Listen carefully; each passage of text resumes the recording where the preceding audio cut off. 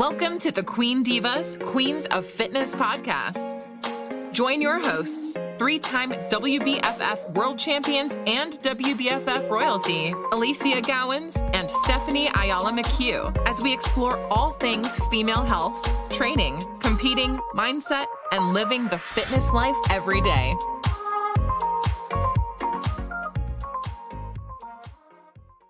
So happy New Year, everybody, and welcome to the very first edition of Queen Divas podcast with my beautiful co-host, Stephanie Ayala. Hello, everyone. Happy New Year. I'm so pumped. 2022. We are so excited for just a completely fresh year. I think, everyone's felt like there's been so much just constant COVID. Gosh, it doesn't stop. Like it just continues creating itself in other forms and other ways. Exactly. And comes back, it's just crazy. But you know what? One of the best things I love about a new year, Ali, is the fact that so many people get upset about New Year's goals and like people apparently going on like a trend and trying to set them. But you know what? I love the refreshing side of the new year, like such a clean slate. And I like to ride the wave. Like I try to even do it myself just to kind of forget or leave behind the things that maybe didn't serve me. And I feel like it's so nice to have that like restart moment, Oh my God, right? And I don't know about you, but how many times in the past when you were probably much younger, Stephanie, had a year start where you'd be like, I'm going to do this. And it will be like these big, hairy, audacious, ridiculous, unrealistic, fucking pie in the sky goals, right? Like the kind of diets I used to do and like things I used to cut out and like, things I used to just immediately think were going to magically, work because I started it for 30 days. Yeah. And then you literally get like 1 week in and it's like in the toilet, like so far gone, thrown out. Oh man.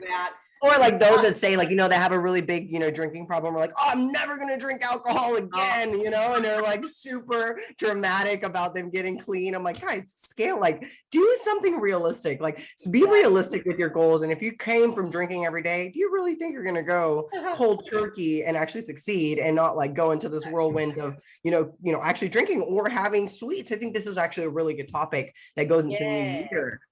Yeah. So, on this topic, and, I brought this up and sort of was suggesting this for us because we see it a lot, right? We see it a lot with clients. We can relate to it because I know we can think back to when we were either teenagers or not long thereafter. And you do this, you do the whole, I'm going to do this. I'm going to do this. I'm cutting this out.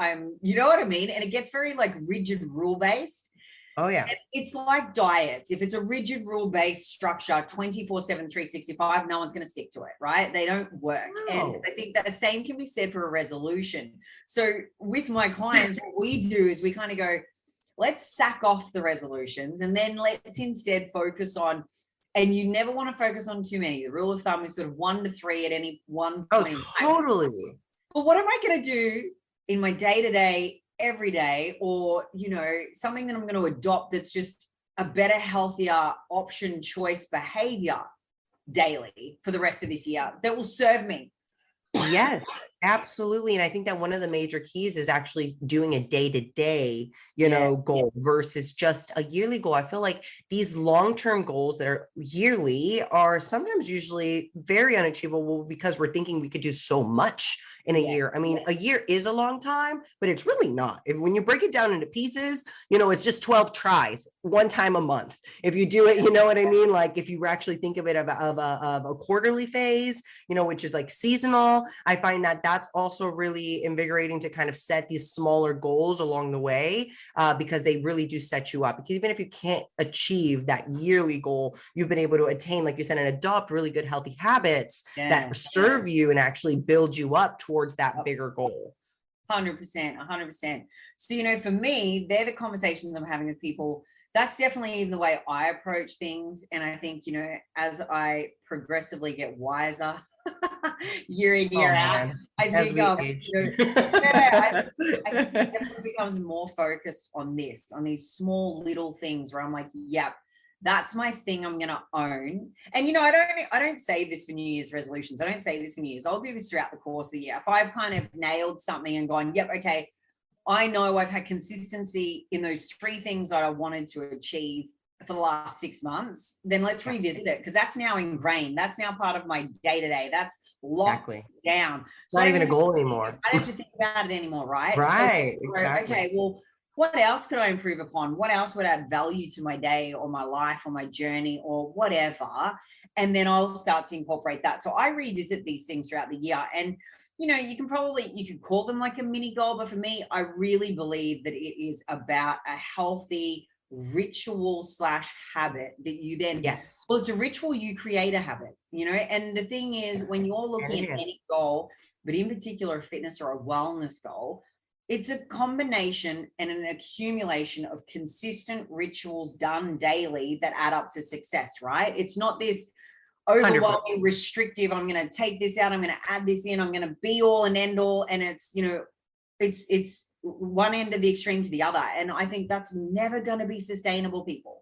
So when I see people feeling like they've failed and we're only halfway through fucking January, I'm like, you set yourself up for that. You know what I mean? Like you've said, I'm going to rip this out of my life. And there's, you know, it's a big rip a Band-Aid off process. There's no even, you know, gradual. There's a transition phase, guys. Like I feel like this is where we really need to learn that we can't go from, like we said, you know, going from having something every day to completely not having it at all. We can put even just a quick analogy, you know, like thinking of an alcoholic. I know this is very dramatic and I went back to the alcohol thing, but I think this is very relatable to some people. It's a thing for a lot of people, especially coming off the back end of a social festive season where they've probably not drunk alcohol all the time. All of a sudden they're drinking it every day. The holidays trend, you know, you into a daily thing. And this could resonate to a lot of people here, just because even if you're not, look, again, we're not saying you're an alcoholic. Not a full alcoholic. Think of an actual, think of somebody that lives and, you know, actually has that to day.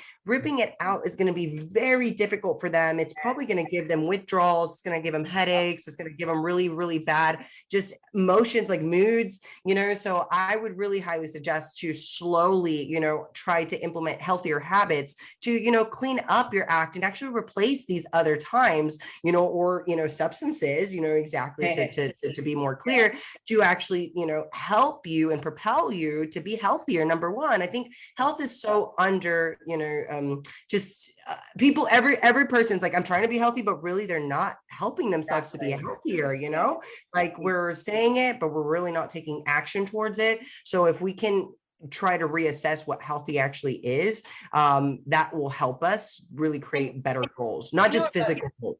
I love that you just said that too, because I think that we miss the fact that health is not just looking great. Physical thing. That's actually the last part of health, because look at these chicks that we know that do drastic aggressive strategies to get to stage. They look diced as shit, but they're the unhealthiest, no cycle, no libido, shit up my health, you know, no microbiome. We've been there, y'all. It's not fun. Just because something looks like it doesn't mean that internally it's operating optimally at all. So, you know, I believe that when we look at health, health should also be about the mental and emotional health that we hold, as well as physical. So, you know, when you're thinking about these things, it's when you're thinking about the things you want to achieve, it's, is this strategy or this approach even going to be realistic? Because is it going to make me fucking miserable? Is it going to isolate me from friends and family? Is it going to mean that I can't have or take part in the one event per week that keeps me connected to community? Like there's so many other things you need to think about, right? And so many times we self-sabotage, just like you said, like we are thinking that we're failing and we're actually doing things that are helping us get better, but we're feeling like this bigger goal is so hard to get to and we can't achieve it, that you keep feeling like a failure. And it's really not healthy mentally and also physically, because if it's a very aggressive goal for you to just cut carbs completely, let me put that for an example, you know, like, please, no one do that. You're really thinking you're going to get there quicker, but in reality, you're just going to really just be miserable, like you said, and sacrifice so many good things along the way. You can really build a healthy relationship with food, especially if you start cleaning up your diet. You know, you think of health as a component rather than just this physical. I feel like everyone ties their New Year's goal to a physical, thing. Like, I want a six pack. I want to be skinny. I want to have have glutes, or I want to, have muscle, or whatever goal it may be that you're, trying to achieve this year, you're achieving, you're setting it with something physical.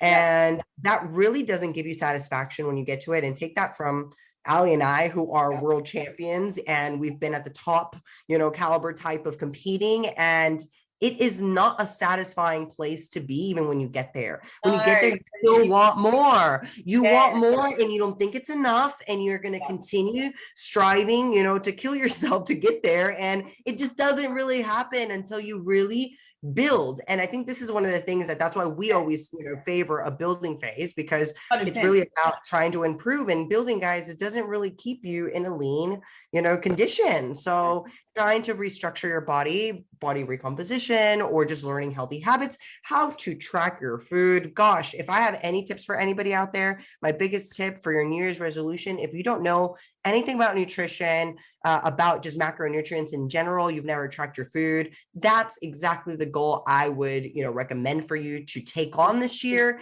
is to learn what macros are, what foods you eat, and start tracking the foods that you actually have. Even if you don't know what they are, start actually inputting them to understand your intake. That would be something for one trying to. I think that, on that blueprint of thinking, is that swap diet food for delicious food. Do you know what I mean? Like, learn what's in something, and learn about, actually respect the fact that if it is not palatable and tasty, you're not going to stick to it. You're not going to crave it. You're not going to say that. You're not going to plan it. You're not going to want to eat it, right? So I'm like that. Ditch the bloody boring garden house salad that has literally lettuce and maybe a couple of tomatoes in it with no salad dressing. Like, what are you eating? You're basically going out and eating fucking weeds. What are you doing? Exactly. You're going to tell yourself you're going to eat that and that you're going to be wanting it. No, you're not. Whereas if you stop that and you start working with, different types of tomatoes, different types of different types of dressings in, portion controlled moderation. If you're working with different vegetables, try apples, pears, Parmesan cheese, try, the different types of tomatoes that have different flavors, a bit of balsamic and a little bit of, a little bit of goat's cheese or something through it. Like, wow, you're going to love it. It's going to taste great. You will actually, with satiation and palatability, plus a little bit of good fat in there, you're going to fill up faster on that as well. But you're going to look forward to your food. Exactly. You're going to really eat your food. You won't miss your meals. You'll look forward to it. You'll be so excited to eat that. I mean, I know how many happy dances we all do when we look at food and we're like, oh my God, we're about to eat. And you're so excited to eat. That's exactly what you should be doing with the things that you're having in your day. Right. Don't create this, meal plan and diet that you cannot follow, because number one, you don't like it, like Ali said. And secondly, it's really unsustainable, because you're really eliminating nutrients your body needs. They look at it and they go, that's what is going to get me a result, right? I'm going to make it so plain and fast track. Calorie low, but low calories doesn't always mean, low body fat, low weight, great results. It means binge restrict cycles are probably pretty much guaranteed if it has no flavor and no palatability. So my thing to people is, get adventurous. And when you are thinking about macros and tracking, learn about food, yes, but start to play with diversity and color in your food, people. Super important. And start to learn about, flavor creation and what actually makes you excited for a meal, and thinking about, having a bowl of salad, because with seasonings and dressings, like you said, you can make your own. You don't have to go and use the barbecue. Oh my God, we make our own tartare sauce for our fish burgers and fish tacos. Amazing. Absolutely amazing. And it's literally dill from our backyard, some parsley. We've got a little bit of gherkins that we chop up real fine, a little bit of gherkin sauce from the jar. And then we've got our vegan mayo, because for me at the moment, that's what I was going to say. You probably have to have some type of different. Exactly. So we're making our own stuff at home all the time. And it really takes me 2 seconds to make. and it's controlled, but it's good ingredients and I know what I'm using, right? We're very blessed here in the States that we have a variety of companies here that actually create like no sugar, no calorie, you know, like very abundance amount of sauces that you're able to have with your foods and cook with your chicken and, you know, your steaks and fishes. So it's really nice to be able to use these marinades and these different type of sauces that are, you know, 0 carbs, 0 sugars, and like practically low calorie, you know, they're just really flavorful. So it's going to make you look forward to your food. So a couple, just because we're on this note, that here in the States, for those that are here US based that are looking for some things to look in the grocery store, there's liquid smoke. Liquid smoke is actually going to give you that smoky flavor. Your house is going to smell like a barbecue house. You know, it's so good. It gives you such a good smoked flavor. Okay. So it goes good with poultry, fishes, steaks. So just give it a try. And then you have like G Hughes here. G Hughes is awesome. It like is going to give you teriyaki marinade, barbecue, Thai chili, like just different like lemon and garlic, like so many various amount of, you know, sauces that you're going to be able to create dishes with. So as you can see, that's going to give you a variety of dishes, you know, for you to be able to pair that with. And that's literally for proteins. You could do that for vegetables, but again, just keeping it to something you like and you look forward to. Yeah, this is the thing. If you're looking forward to eating healthy naturally, then there's no hassle. You don't need, it's not a diet. It's actually, it becomes your lifestyle. And I love the fact that we've talked about the salads, the dressings and the options that are there for salads, right? But the reality is when you're looking at dressing up any food, it can be as simple as one of my favorite salad dressings is literally a small portion controlled amount of olive oil with lemon juice. That's what I was going to say. Lemon. Oh, come on. Simple. It's so Greek. It's so easy. And for those watching the fats and you're counting your macros and, you know, you don't have for olive, there's vinegar and lemon work fantastic, you know, but I agree with Allie. If you have that room, get those good, healthy fats, you guys. You know what I would say would be a great, you know, sort of thing for people would be just simply choosing to learn how to work with, say, 3 ingredients.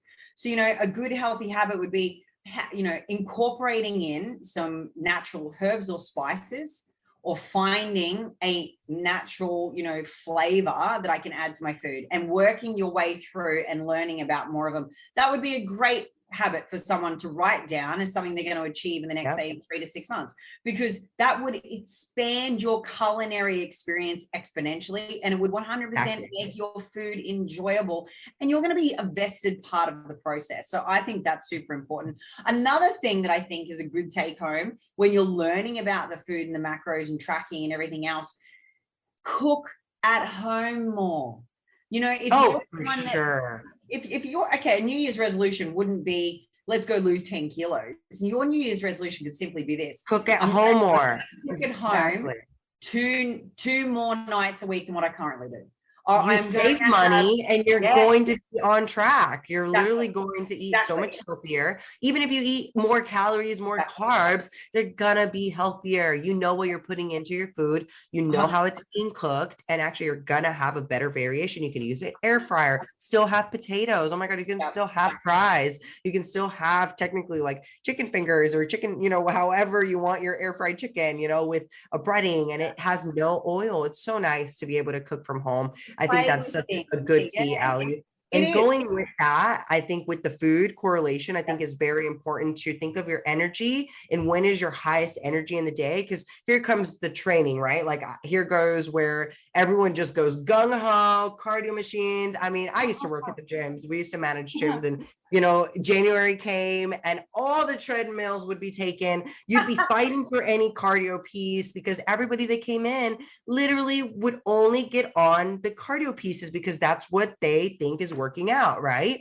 And yes, for some, we definitely need to keep in some good amount of cardio, but guys, resistance training is going to prevail amongst everything. Strength training, really using some weights and actually applying yourself to learning good basic fundamental exercises to progressively get better at them. You know, I know we feel like a little, you know, crazy sometimes going into the gym, not knowing what we're doing. You know I used to feel like that. That was how I started, and I started working at the gym actually. You know, I was always just felt so lost, and I actually wanted a free gym membership, and I started training, and then I started, you know, because I started becoming, you know, passionate towards that, and you know, that's actually how I evolved into working in, you know, the sales department, because then I realized they made more money than the trainers, and I went to group fitness and did that because I still wanted to work out while I did, the sales. And it just really became something where I watched the trend. That New Year's resolution used to be a sour thing for me, because it was just always so busy and no one knew what they were doing,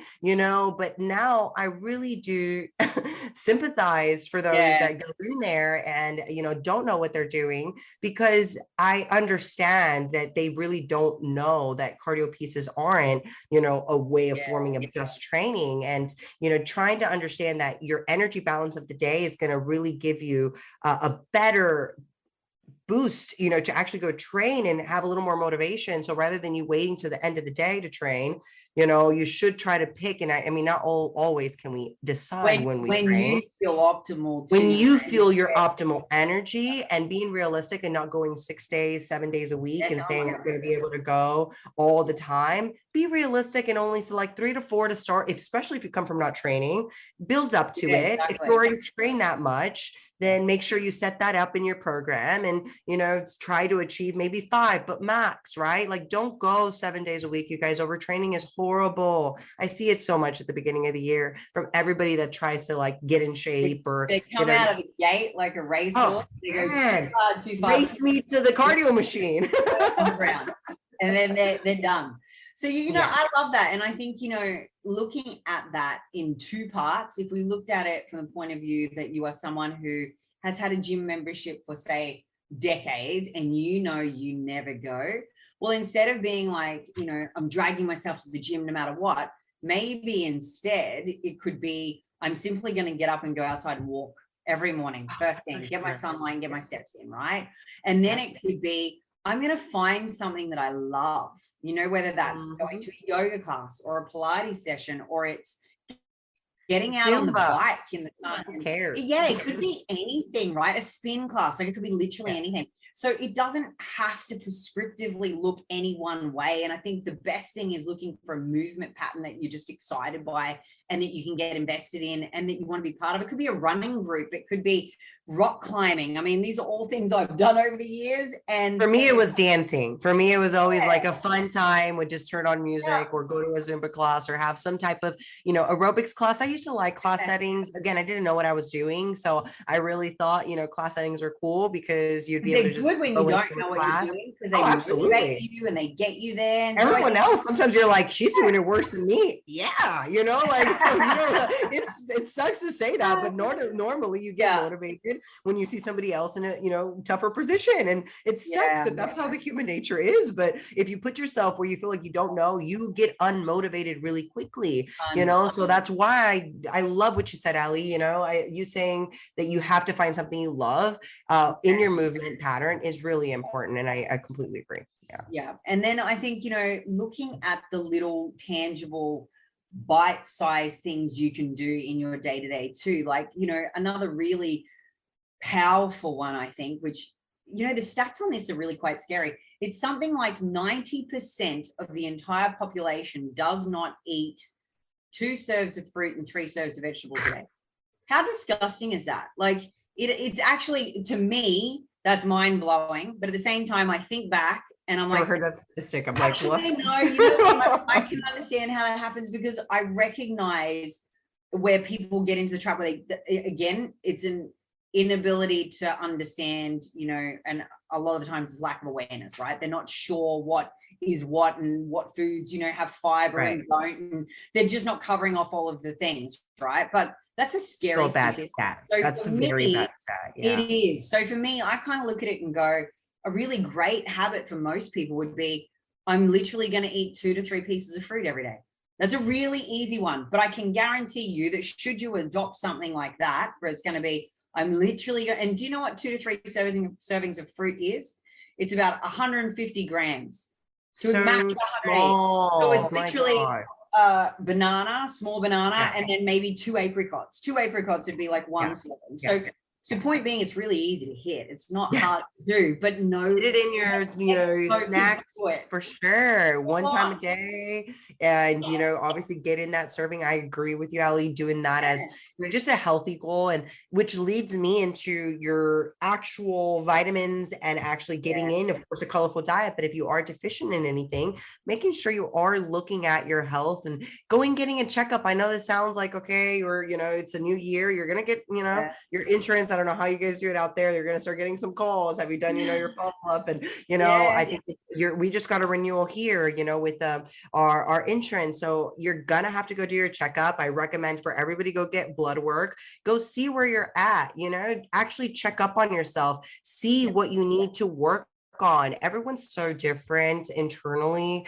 We're deficient in nutrients. We have different levels hormonally. We have different protein as well as hemoglobin levels, iron deficiencies, like so many different things across the board that we just do not know that we are dealing with.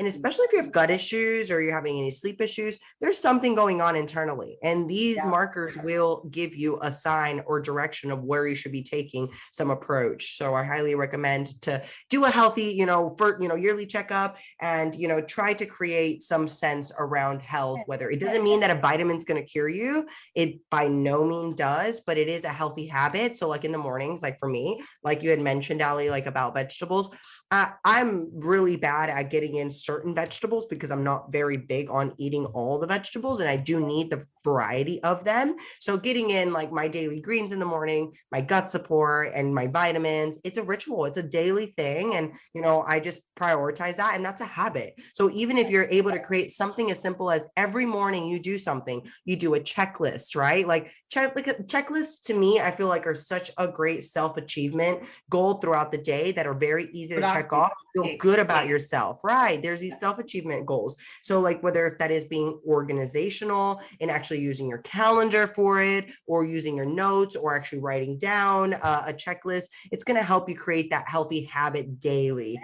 So doing something along the lines like good sleep hygiene. I know we've had episodes about this. You can always go back, and check up on these episodes that we've talked about, because we've actually talked about routine and rituals. We've talked about sleep hygiene and how important sleep is. But keeping all this in your goals, like day-to-day goals, not just yearly goals. I think it's really important for us to set up the smaller ones that lead up to those bigger ones. And this is where, today's conversation, I hope, gives people some ideas for things, just the stuff we're talking about in conversation. Hopefully you might pick something out and be like, you know what, I'm so crap at my fruit. I'm definitely that's going to be my thing. Eating 2 to 3 pieces of fruit is going to be one of my new daily habits, right? And then within 6 months, you're automatically doing it. And it's no longer, it's just part of your routine in your day. And then your new habit goals will change, right? Now, one of the other things that I think is super important that a lot of women could benefit from putting this on their daily habit is, I will not weigh myself.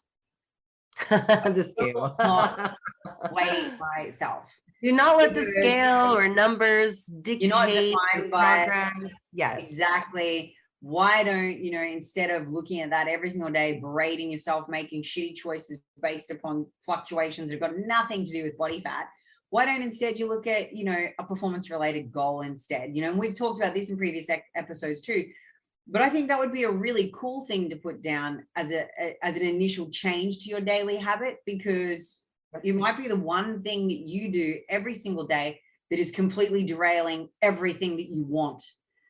So I think, not weighing yourself, not defining yourself by scales. Or Ali, on the contrary of that, like some people don't even, they're so scared to take a photo and so scared to even take their measurements or you step on the scale because they're so scared. I know so many that are frightened to even hop on the scale. So that's actually on the opposite spectrum of what you had just said, because I completely agree with you. There's so many that just overweigh themselves daily. And this is just a mind F in their whole day to day because they think they're not progressing. But then there's the others that don't even know what's going on, period, that just let themselves, guys, what you don't know doesn't hurt you kind of, saying is actually really bad, because we have a saying you just keep getting worse. We have a saying that is, you're an emu, you're putting your head in the sand. Now, if you've seen an emu, they've got a tiny head with this long neck, and then they've got this massive ass body. So literally, if you're putting your head in the sand, we can still see your body, people. Like you can, you're not hiding shit, right? So there's no point in being ignorant in what is going on. But there is one really big point here to make, which is this. The reason you're not doing it is because there is absolutely no self-love. None. And you know deep down you aren't doing anything to help it. You're usually doing everything opposite, and you're scared. You're freaking frightened to hop on. You don't know the damage you've done. You never even actually calculated your pictures in a 2-piece in probably years or months, if I'm being dramatic. But I know a lot of scenarios like this, and I think that you have to check yourself. You have to. And for anybody out there that right now is in a position that they haven't even seen themselves or taken photos or even hopped on the scale, completely opposite spectrum, maybe from some women that are listening to this are like, what?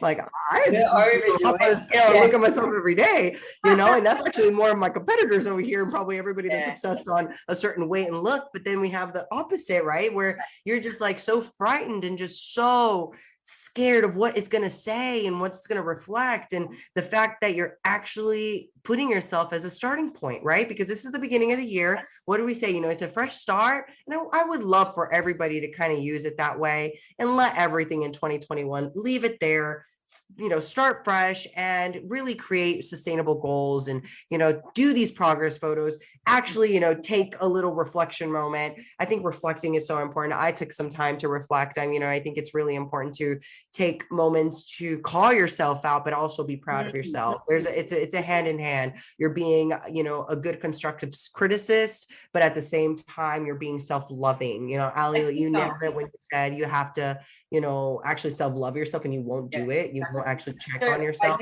I think what that largely is when you are reflecting is self-acceptance, right? So it's where you're going.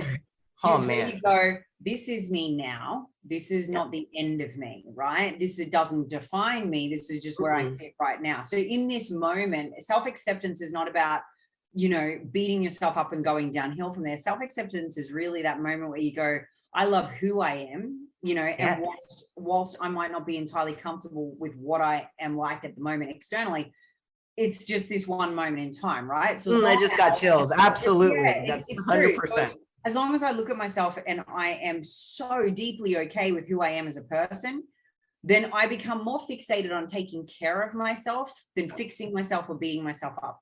So the two biggest things. I'm just like, can we just that was amazing. That's themselves. They self-destruct and they literally believe they do not deserve to be better. The minute though that you go, hey, I'm so good with who I am and I'm working every day to continue to make me better, your whole motivation level changes and the way that you approach the process to get better changes, because it's not about fixing anything. It's about taking care of yourself, because you are totally different outlook. So maybe one of your things that you're going to write out for yourself will be, you know, I will practice self-love and acceptance. You know, maybe that's something you're going to do every day. But you might notice that the things that we're suggesting, some of the options that we're putting out there, they're not about scales and weight and the way you look.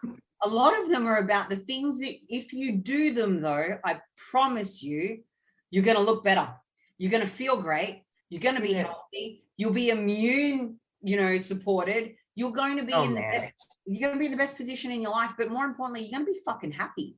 Yes, that's what I was going to say. I'm like, it doesn't matter. Above all, you're going to feel incredible inside, and outside is going to reflect that. You said, you know, it really well. It's more about taking care of the inside first, then the outside really, really will follow. As much as, you know, you see that everywhere and, you know, probably hear it, we have to try it. You have to see it yourself. Like, you literally will not keep up with this lifestyle until you feel it, until you actually understand that you are worthy enough to actually be fighted for, which is you who needs to fight. No one can do this battle for you. And it's really important to, you know, do that self-acceptance, but at the same time, like, I don't want you to be extremely hard on yourself, but we do have to push ourselves. We put ourselves in this victim mentality all the time. And hate it because we tend to do it as humans, even, you know, myself, or, you know, I see so many clients do it, and it's like, this is why I'm the victim, and this is why I did what I did. And look, guys, it's a new year. Let's just all of our excuses, own it, know you fucked up, leave your fuck ups to not guilt you, you know, and just move on, learn from it and move on. It's the same mess up that you might have been doing, but guess what? You have to figure out a way to not continue making the same mistake again. And that just comes with self-reflection and actually being a good self-critic to yourself. Now, actually, on the back end of this and talking about self-acceptance and, you know, not berating oneself, I think one of the biggest things that most women can actually benefit from, take social media vacations. Get the hell off social media. Unfollow bitches that make you crazy. Unfollow people that are negative or toxic or fake news or the shit that basically brings you down. And I would say that maybe one of your habits is, if it does not nourish or feed my soul or add value to my life, I will not read it. I will not listen to it. I will not be around it. That could be a great habit. That applies to everyone in your circle, 100%. Anything in life, not just your social media. I think that should apply to your life motto. Do you know how many times women come undone, not because they're not doing a great job, not because they're not progressing, not because even in a comp prep process, they're not looking freaking amazing and they're right on track. It's because they compare themselves to someone else's 5-second highlight reel of, you know, all of the best bits of their lives on social media. Stop doing this. So I would suggest, if you are someone that's really bad at the comparison, you know, which is the thief of all joy and all success, then delete those accounts or take yourself off social media for short periods of time to, you know, rebalance and replenish the mind. I think that's very healthy to do. And then if you are someone that is just literally day to day, you can feel your energy going from a good place to a bad place relatively quickly.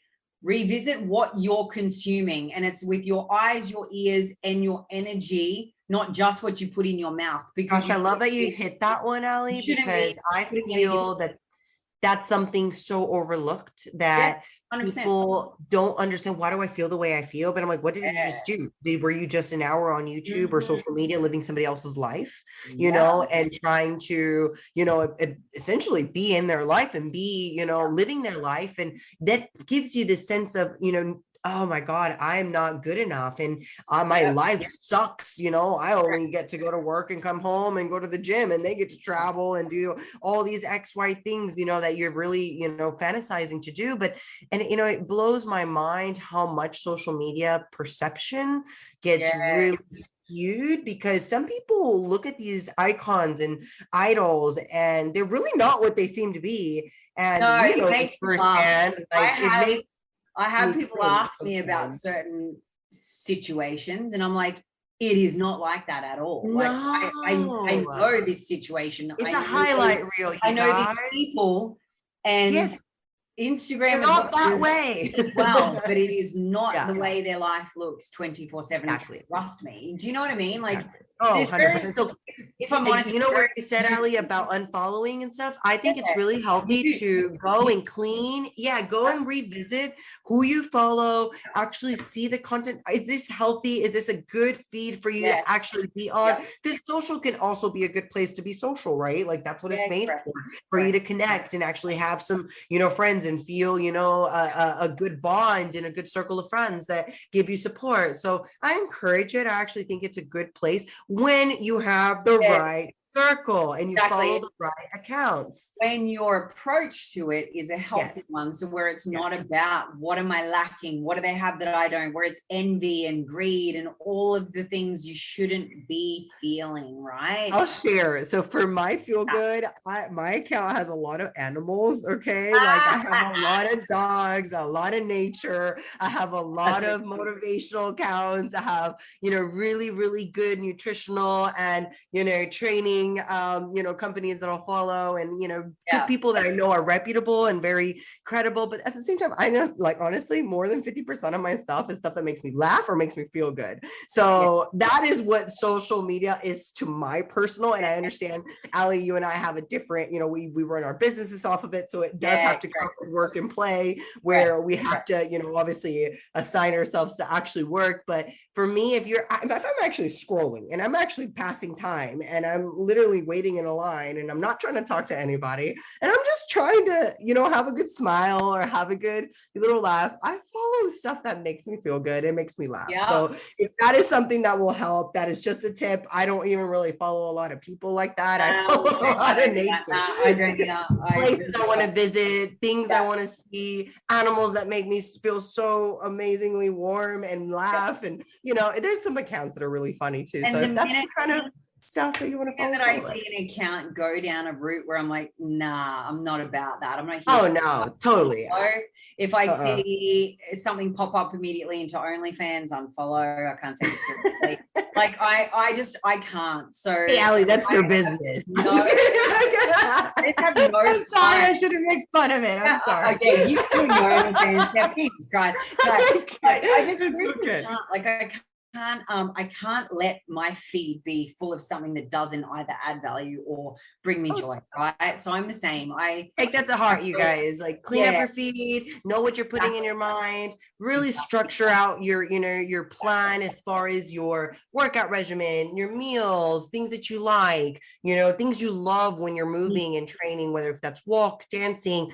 Make sure you do some resistance training at some point. If you really are trying to get some body compositional changes, that's the route. That's the key to success. It's not just cardio, making sure you are getting in some strength training, but be realistic. Don't go 7 days a week. Make sure you're doing something across the board that would be reasonable to your schedule. If you're a nurse and you work overnight, you really think you're going to go all the time? Probably not, right? Maybe just do 3 times a week. And then if you're someone that doesn't go, period, 3 times a week is sufficient to get started. Bump up after that. Once you can achieve that, bump to 4, then 5. Guys, 5 is sufficient. Those that I see training 6 to 7 days, if you're a competitor, it's a different story. But if you're just trying to build healthy habits, a good lifestyle, guys, don't overtrain, please, and don't overpay. No.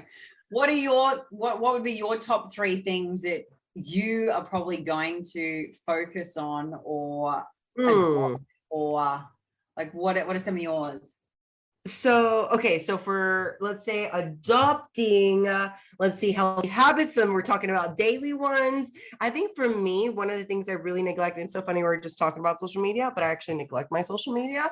So because I find like my space, my actual mind or maybe energy gets affected from it. Like you had said, sometimes it's like maybe you get in a different mood, or, you feel different. And it usually, when I find that, and I find the common denominator, it's usually social media. So I like just completely distance myself sometimes. And I'm like, it's not real. So it's not, but you know what it is? It feels this overwhelming sense of so much to do on there that I find that I get just overwhelmed. So for me, it's like having to stagger and figure out a way in my day, because the time is just me being more organized with the way I do it, because I do a lot of calls throughout my day, trying to get my training, my meals, everything in. I just have to be better, and I will make it a priority. I have to get better at my social media. Like, it's just point given. Like, guys, I post like maybe once a month sometimes, and it's horrible. It's horrible. I sometimes will pop up in the story for a few days, and then I'll like disappear. Again, I have to be consistent. I have to engage more. Carrie is oh, that's why I don't worry about it. I don't worry about it because he tells me everything. Oh, exactly. That's why I don't worry about it. He catches me up. He tells me what every client is up to. You know what I mean?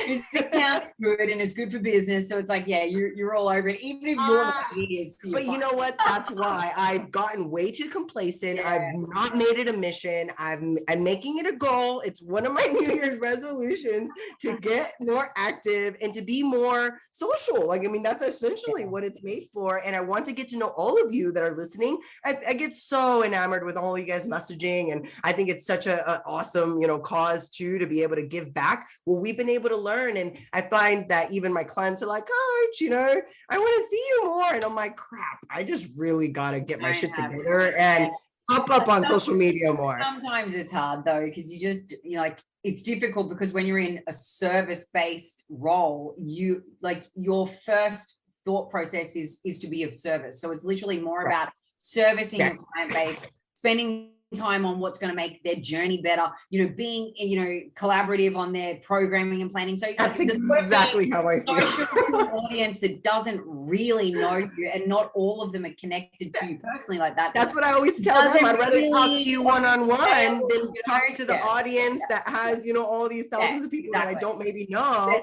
And I worry and prioritize them so much. Half of them are not really your cheerleaders. They're just following your stuff to steal it. I find this. Oh, absolutely. Well, I'm not over that. I don't care. Hey, the recipe, but you cannot make the same sauce, okay? Like, doesn't matter. You can take that, I see you. But I think one of my big ones were for this. Well, actually, I've been doing it for the last couple of months, but definitely I want to take it all the way through, especially as, our family is going to be expanding this year. It's really big for me that I have family time. So for me, one of the things that's, really dedicated, really small things, down to we are sitting down for our meal, no TV at the table every night. So just something small like that. That's one of mine. And it's making me mindful.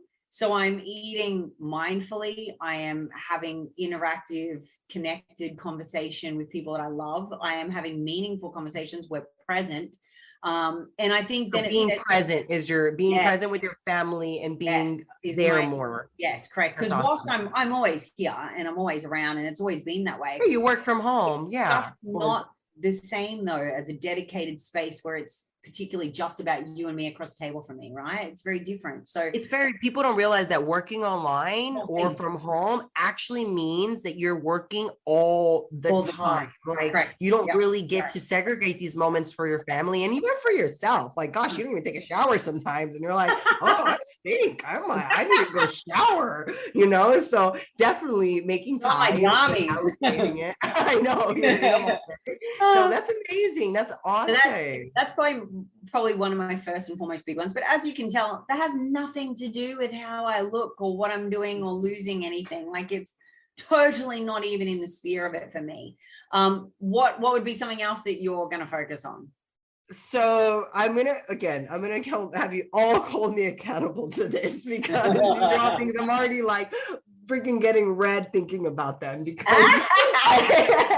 I read all the time, but mine's actually, if you guys take a look at this video, is a little flush. She's pretty red right now. Like she's glowing with their pregnancy, flush that she has going on. I'm busy growing cells here. Oh yeah, she's reproducing all those hormones the baby needs. Yeah, oven's on high. So, drum roll. Finally, okay, I think this all correlates to social media. And I think I've just put myself under this rock, getting so busy of thinking like just my own one-on-one business and my one-on-one clients and, my personal app and stuff. And I think, it's amazing. I love what I do, but I know it's time. I've been holding myself back from actually starting a YouTube channel, as well as actually starting a TikTok account, which I know everyone's like, wait, TikTok, are you gonna really do that? I'm like, guys, it's just something I know I have to do. And it's not because of just it being TikTok. I just know it's going to be an avenue that I'm going to be challenged with. And I think that's the missing key for me actually putting myself out there, is putting more content of maybe other stuff you guys don't know I do. It's not just fitness and that runs my life. I think that's another thing that I can always share. And I think that correlates with sharing more, right? It still kind of goes hand in hand with my daily stuff I need to accomplish, but this is a yearly thing. Okay. So think of how I'm spacing this out, right? Like I need to be more active daily. But at the same time, throughout the year, I have to create a channel and something that is actually more successful. I'm not going to just I've already done these type of goals before and I've not succeeded at them because I tried to rush into them or try to act like they're going to be done in a month. you know, or they're going to be, you know, up and rolling within a month's time. And that's not the way it works. Same with building muscle or getting some weight loss, you guys. Like, it's about setting up an actual system, following through with it, and then finally getting a foundation. So my foundation, I'm hoping to get set up. I'm hoping for my time frame, I'm hopefully right by the middle of the year, that by the end of the year, things are established and really rolling. You know, so that's my yearly goal, which I'm so terrified, you guys. You know, I've been shocking too. Like, I've never done a fully dedicated YouTube, and I was told, like, far out 6 years ago to do it, and I just Allie, I've been freaking dangling my feet for so long and saying I'm gonna do it, and I like and I don't have the time, but I'm going to make the time. This is the problem. I always tell myself I don't have the time, and I will continue making that my excuse forever. So I have to cut that shit out and make myself do it. Like, I just have to. It's just me holding myself back. And I think if any of this resonates to anybody, sometimes we're the ones holding ourselves back, and we're the ones creating these barriers, and we're the ones saying these things that we believe that are true. And I mean, they may be true. I was busy for a long time. I like had so much to do, you know, I was prepping. We now have moved into the office. So just letting everybody know, we've actually moved into an office. I know I'm still right now out of my home office, but you know, I actually have already moved in with Carrie for Dynasty Training headquarters, are out of a facility. We have a posing studio. We have a full office where we're going to be doing everything from. And so my other goal is to actually separate work from home as much as I possibly can. So it's kind of similar to what yours is, Allie, but it's different because yours is actually going to family time. Mine is like home is home, and I only work when I want to, but I have everything work scheduled and organized to be from the office. So that is a nice thing that we are going to be, you know, doing throughout the year and setting up. But now there's no excuses. Like, it was settled in. There's nothing I can say now, like, I'm doing the office, I'm, you know, decorating and remodeling and have so much on my plate, you know, and it's just time. So no more. That's you guys can be accountable, okay? Man, if COVID wasn't so shit, and we were in a position we're in where it's really not, you know, safe for me to catch it, we would probably have an environment that we would have external to home, but we're just in no rush because we did that's why we did the big renovation on the house, and we got our gym and our posing area connected to the property so that we literally just, I could be safe and we could completely safeguard ourselves. And when it's at a peak and I didn't want to see anyone, I didn't have to, but if we, you know, wanted to, we could. So I completely understand where you're at with that. And I think it's great separating it. I think, you know, for me, another big thing that I was doing, which is probably, again, just indicative of, you know, where we're at and where we're going, is the importance of actually having boundaries. So it's very easy when you're in a service role and you love what you do and you just give of yourself all the time. You don't even think about it. You don't turn off. You don't switch off. You're on Messenger. I'm on 4 platforms of communication 24/7. I have been for the last 12 years, and I haven't known any different. In the last 4 months, I have specifically set aside time. And, you know, for the first time in my entire adult life, I don't work Sundays anymore.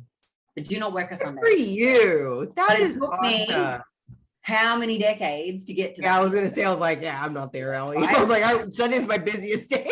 Ridiculous. So I don't work a Sunday, right? And, you know, the benefit to me is that because we have such a large international, you know, client base too, it's good because my Sunday is your Saturday. My Monday is your Sunday. So everyone gets everything in time to prep for the week anyway. And everyone in Australia has everything done by my Friday, which means they're still prepping on the weekend. So I've got it down to this well-oiled machine. You know your business. Correct. Yeah. You know. For a very long time though, I chased my own tail. I gave up all of my family time and my freedom because I didn't really think I could say no. Whereas now I'm like, no. I love that you just touched this, because I think this is a perfect way to wrap up how you guys maybe don't use organizational skills, like maybe even a calendar on your phone, just saying, to actually start manipulating your tasks as well as your workouts, your family time, maybe even things that were set out to do, like, for example, maybe, errands or doctor's appointments, dentist appointments, things that actually need to be scheduled out, not just itself, but actually your day. And I find it so helpful for us to stagger out and actually block out times for family, for work, and actually invest yourself during these times. I find like this is actually going to be one of my biggest goals, is to make sure I stick to it, versus us just trying to map it out and it look nice and like look good, and then you're just kind of do a few, it's actually following through it all. So I love that you said that, because it's very important for everybody to be very organized. And I think what we like really lack that. And I think to not as forget, humans. and I've definitely been guilty of this in the past, is that everything was about commerce and business and what is deemed to be successful. So it was either about gym and the goal and the crown, or it was about business only, and I would forget the most important factor, which was me. Without looking after me.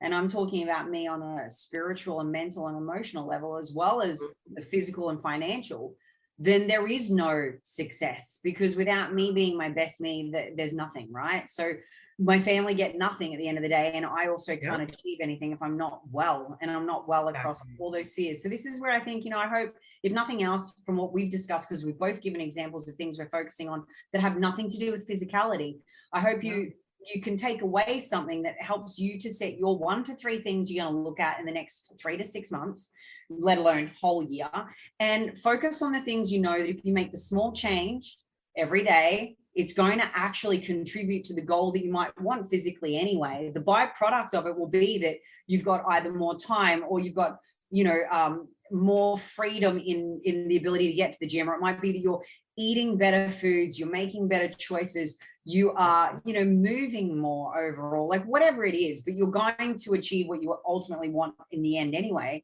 but in a really healthy, really sustainable, wellness focused way, rather than it just being, it's going to be your lifestyle.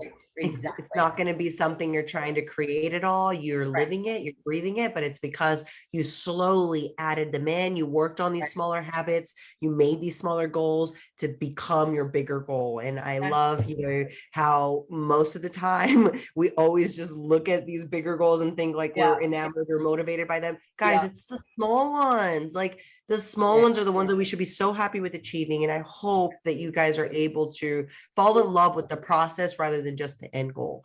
I think this is something that we all get so tied with, is the end goal, the goal achievement. Once I get there, once I get to this weight, or once I get to abs, or once I get to this lean condition, once I get those glutes, you think you're going to be happy. And it doesn't. Let me break it to you. It doesn't bring you happiness. If you don't enjoy the journey, or you're not present in the journey to get there, it's not going to bring you happiness.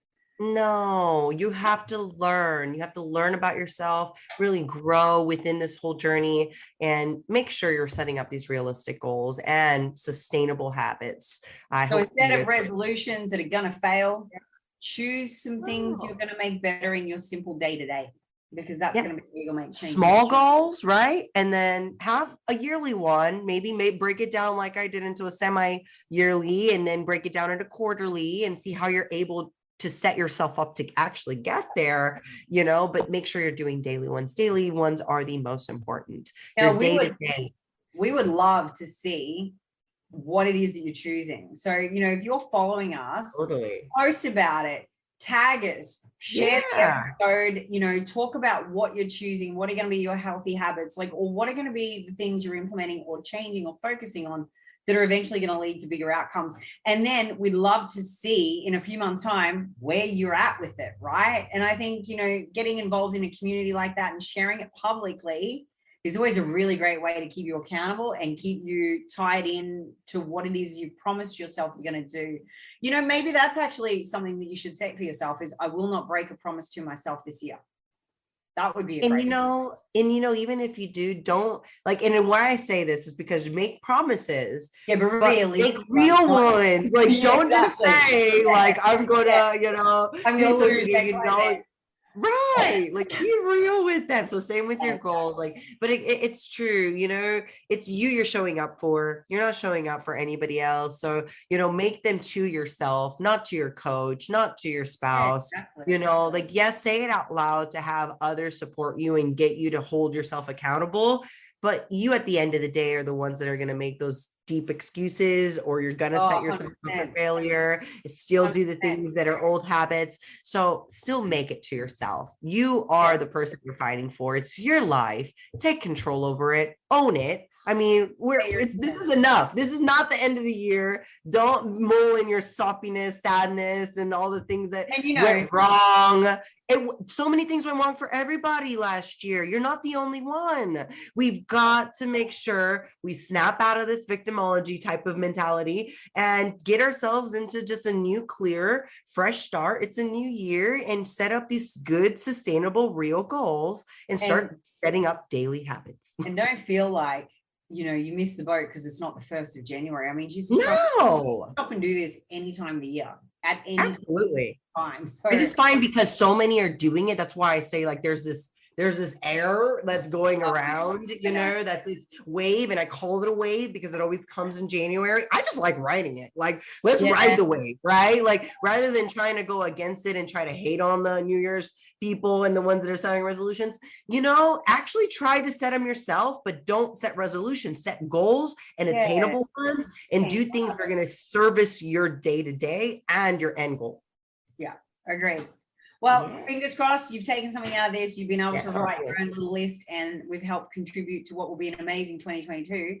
And we would love to hear from you. As I said, please share your journey with us. We'd also love to hear feedback. Please comment, please share, follow, subscribe, and share our episodes. We always love hearing from all of you. And please see you again soon. Happy New Year, everyone. Once again, wishing everyone abundance of love, health, happiness, and joy. Let's make the best out of this year, and look forward to some of these new things that we have in store. I mean, Allie's going through her pregnancy. You're going to get a lot of good upcoming episodes on that. We're going to be defending my title once again, in the middle of the year, towards, August and stuff. So we're going to have a lot of good stuff for you guys. So if there is anything you guys want to hear, please send us, some messages and let us know other topics that you guys specifically want to hear. But thank you guys for your support. We really appreciate it from the bottom of our heart. Until next time. Bye. Thanks for tuning in to another episode of the Queen Divas, Queens of Fitness podcast. Make sure you follow us on Instagram at Queen Divas Pod, on Twitter at Queen Divas 4, and follow our hosts on Instagram, Alicia at Alicia Gowans _WBFF Pro, and Steph at Stephanie Ayala 7. See you all next week.